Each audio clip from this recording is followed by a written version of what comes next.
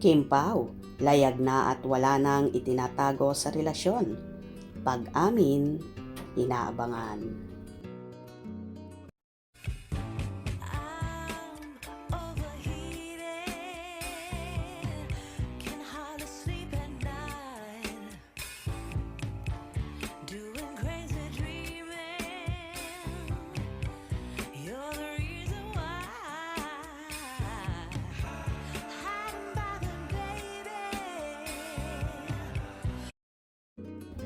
Ngayon lang naglalabasa ng mga foto ni Kim Chiu at Paolo Avellino sa England.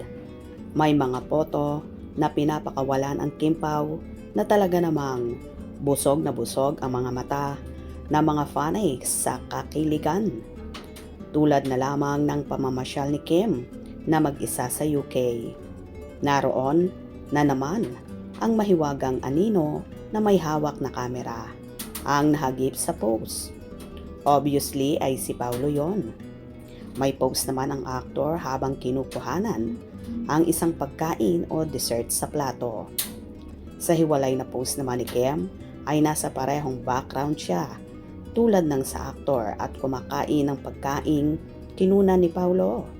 Reaction ng mga fan ay obvious naman daw na magka-date ang dalawa. Bakit daw may pagtago pa? Well, para sa akin, hindi naman sila nagtatago. Ginagawa nilang pahulaan or suspense ang lahat na mukhang kinakatuwa ni Kim at Paolo yon na nagkakaroon ng puzzle ang kanilang mga followers. Kaya naman ang mga Soko team ng Kim Pao ay talagang panay halukay at marami nga silang nakikita na ebidensya sa dalawa. At parang ito na nga o unti-unti na nilang ifineflex at inilalantad ang kanilang relasyon na tila ba soft launching din ang ginagawa ni Kim at Paolo. Gusto siguro ng dalawa lahat ay may thrill, di ba? Kapag ganito ang setup nila.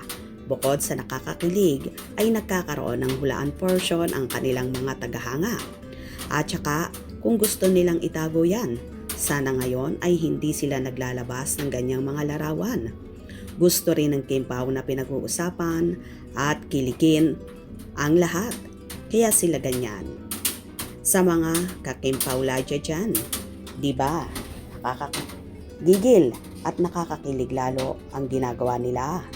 Mga haters at bashers lang naman ang ayaw sa ganyan. At sarado mga utak nila. Pero, for sure, sa mga solid Kim Pao fans, ay gustong-gusto rin nila ang nagaganap sa Kim Pao at sobrang happy sila ngayon. Anyway, huwag kayong mag-alala dahil soon aamin din sila. Malapit na.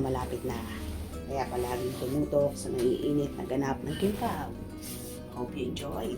Please subscribe for more info.